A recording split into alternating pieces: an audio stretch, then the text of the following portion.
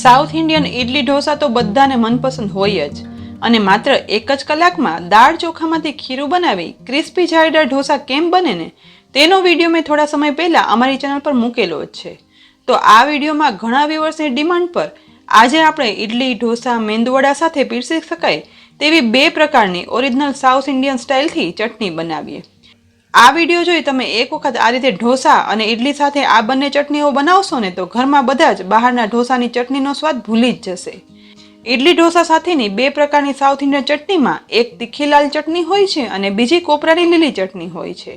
તો બનાવવાની શરૂઆત આપણે પહેલા કોપરાની લીલી ચટણીથી કરીએ, જેના માટે મેં અહીં 3 ચમચી દાળિયાની દાળ લીધી છે। સાથે મારે આજે ઘરમાં લીલું કોપરું હતું માટે મેં આ લીલું કોપરું વાપર્યું છે, પણ જો આ લીલું કોપરું ના હોય ને તો સૂકા કોપરાનું ખમણ પણ વાપરી શકાય છે।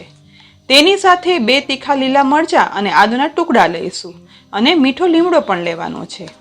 બનાવવાની શરૂઆત મિક્સરના જારમાં દાળિયાની દાળ ઉમેરી દઈ અને કરશું। તેની સાથે લીલા મરચાંના ટુકડા ઉમેરશું। હવે આદુના ટુકડા પણ ઉમેરી દેવાના છે। સાથે અડધી ટીસ્પૂન મીઠું ઉમેરશું અને છેલ્લે તેમાં લીલા કોપરાના ટુકડા પણ ઉમેરી દેવાના છે। ત્યાર પછી જારનું ઢાંકણ બંધ કરી બધું આવું ડ્રાય ક્રશ કરી લેવાનું છે। ક્રશ કરી હવે જારનું ઢાંકણ ખોલતા આ રીતે બધું એકદમ સરસ પીસાઈ ગયું છે। તો હવે આ ડ્રાય મિક્સમાં આપણે 2 મોટી ચમચી દહીં ઉમેરી દેવાનું છે। ત્યારબાદ આપણે ચટણીની જેવી લિક્વિડ કન્સિસ્ટન્સી રાખવી હોય ને તેટલું જોઈએ ને તે પ્રમાણે પાણી ઉમેરી દેવાનું છે। હવે જારનું ઢાંકણ ફરી બંધ કરી ફરીથી બધું એક વખત પીસી લઈશું। પીસ્યા પછી હવે ઢાંકણ ખોલતા થોડી લિક્વિડી અને થોડી થીક કન્સિસ્ટન્સીની ચટણી બની અને તૈયાર થઈ ગઈ છે। પણ હજી આ ચટણી વઘાર વગર તો અધૂરી કહેવાય, માટે આ ચટણીને પ્રથમ એક પોળા બાઉલમાં કાઢી લેવાની છે। ચટણી બાઉલમાં નીકળી જાય ને એટલે હવે ગેસની લો ફ્લેમ પર એક પેનમાં 3 ટીસ્પૂન તેલ ગરમ કરવા માટે ઉમેરશું। તેલ હવે ગરમ થઈ ગયું છે તો તેમાં અડધી ટીસ્પૂન રાઈ ઉમેરશું। સાથે અડધી ટીસ્પૂન અડદની દાળ ઉમેરી દેવાની છે। વઘારમાં રાઈ અને અડદની દાળ સાતળવાની શરૂઆત થાય ને એટલે હવે વઘારમાં લીમડાના પાન ઉમેરશું। તેની સાથે એક સૂકા લાલ મરચાંના 2 ટુકડા કરી અને ઉમેરી દેવાના છે। સાથે થોડી એવી હિંગ પણ ઉમેરશું। હવે ગેસની લો ફ્લેમ પર રાઈ ફૂટી અને ઉપર આવી જાય અને અડદની દાળ ગોલ્ડન બ્રાઉન થાય ને ત્યાં સુધી વઘાર થવા દેવાનો છે। માત્ર અડધી મિનિટમાં જ વઘારમાં રાઈ ફૂટી અને અડદની દાળ ગોલ્ડન બ્રાઉન થઈ ગઈ છે। તો હવે આ વઘારને ચટણીના બાઉલમાં ઉમેરી દઈશું। બધો વઘાર ચટણીમાં ઉમેરાઈ ગયો છે તો આ ચટણીમાં વઘાર એકદમ સરસ રીતે મિક્સ કરી દેવાનો છે, જેથી બધો વઘાર છે તે ચટણીમાં એક સરખો ભળી જાય। ઇડલી ઢોસા સાથે મળતી આ ચટણી બની અને તૈયાર છે। આ રેગ્યુલર ચટણી આપણને ઇડલી ઢોસા સાથે હંમેશા મળે જ છે, પણ રેગ્યુલર ચટણી કરતાં બિલકુલ અલગ સ્વાદની હવે જે ચટણી બનાવશું ને તે ખાસ સાઉથ ઇન્ડિયામાં જ અને અહીં પણ સ્પેશિયલ સાઉથ ઇન્ડિયન રેસ્ટોરન્ટમાં જ આ તીખી ચટણી મળે છે। આ સ્પેશિયલ સાઉથ ઇન્ડિયન તીખી ચટણી બનાવવા માટે આપણે 2 ચમચી ચણાની દાળ સાથે 2 ચમચી અડદની દાળ લઈશું। તેની સાથે એક મીડિયમ સાઇઝના ટમેટાના ટુકડા પણ લઈશું અને થોડો એવા લીલા કોપરાના ટુકડા લેવાના છે। સાથે 6 થી 7 કળી લસણ પણ લઈશું। તેની સાથે 4 થી 5 તીખા સૂકા લાલ મરચાં લેવાના છે અને મીઠા લીમડાના પાન લઈશું। આ ચટણી બનાવવા માટે હવે ગેસની લો ફ્લેમ પર એક પેનમાં 3 ટીસ્પૂન તેલ ઉમેરવાનું છે। અહીં હવે તેલ ગરમ થઈ ગયું છે તો તેમાં અડધી ટીસ્પૂન રાઈ ઉમેરશું। સાથે અડધી ટીસ્પૂન જીરું પણ ઉમેરી દેવાનું છે અને હવે મીઠા લીમડાના પાન પણ ઉમેરી દઈશું। વઘારમાં બધું એક વખત મિક્સ કરશું। હવે વઘારમાં રાઈ જીરું ફૂટવા લાગ્યા છે તો તેમાં ચણાની દાળ ઉમેરી દેવાની છે। ચણાની દાળ ઉમેરાઈ જાય ને એટલે હવે અડદની દાળ પણ ઉમેરી દઈશું। અડદની દાળ ઉમેરાઈ ગયા પછી તે વઘારને મિક્સ કરી અને સાતળશું। અહીં આ બંને દાળ શેકવાની સુગંધ આવવા લાગે અને ગોલ્ડન બ્રાઉન થાય ને ત્યાં સુધી સાતળવાની છે। દાળ સતળાઈ છે ને તેની સાથે તેમાં લસણની કળીઓ પણ ઉમેરી દેવાની છે। હવે આ રીતે મિક્સ કરતા બધું જ તેલમાં સાતળવાનું છે।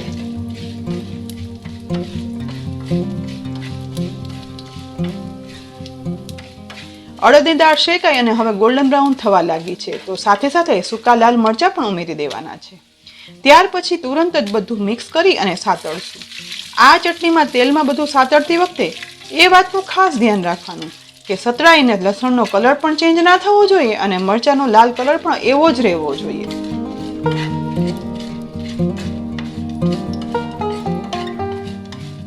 બસ સહેજ મરચાંની કચાશ દૂર થઈ જાય અને લાલ મરચાં અને લસણ સતરાવાની સુગંધ આવવા લાગે ને તો તુરંત જ તેમાં સમારેલા ટમેટાના ટુકડા ઉમેરી દેવાના છે। ટમેટાના ટુકડા ઉમેરાઈ જાય ને એટલે હવે વઘારને મિક્સ કરતા ટમેટા સોફ્ટ થાય ને ત્યાં સુધી સાતળવાના છે. નોર્મલી આપણે ઇડલી ઢોસા સાથે લીલી ચટણી તો ખાતા જોઈએ છીએ, પણ અહીં તમે જોયું ને કે આ તીખી લાલ ચટણી છે જે કોપરાની લીલી ચટણી કરતાં એકદમ અલગ રીતથી તો બને છે, અને જ્યારે બનાવીને ચાખશો ને ત્યારે એક અલગ જ સ્વાદ સાથે તમને એવું થશે જ કે આ તો ઓરિજિનલ સાઉથ ઇન્ડિયન ટેસ્ટ જ છે.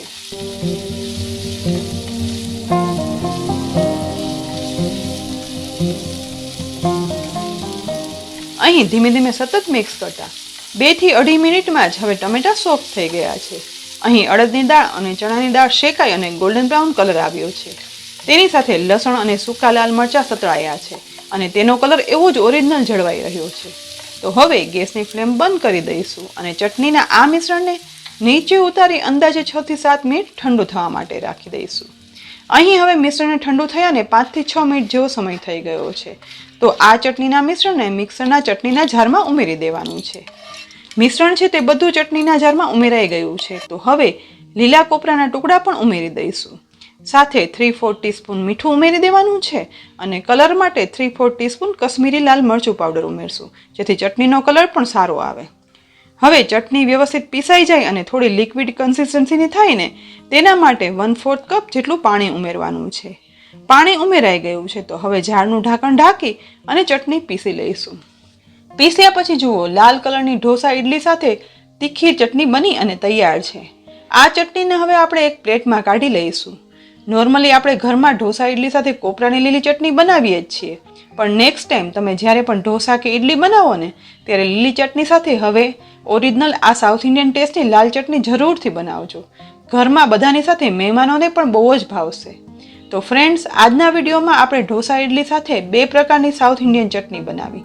તમે આ બંને ચટણી જરૂરથી બનાવજો અને આ બંને ચટણીમાંથી તમને કઈ ચટણી વધારે ટેસ્ટી લાગીને તે પણ કહેજો. અને આ સિવાય તમે ઇડલી ઢોસા સાથે બીજી કઈ રીતે ચટણી બનાવો છો ને તે પણ લખી અને જરૂરથી કહેજો. આ બંને રેસીપી ગમી હોય ને તો લાઈક કરી અને શેર તો જરૂરથી કરજો અને અમારી ચેનલને સબસ્ક્રાઇબ કરવાનું તો બિલકુલ ના ભૂલતા. આવતીકાલે ફરી મળીશું એક ઉપયોગી રેસીપી સાથે. ત્યાં સુધી આવજો.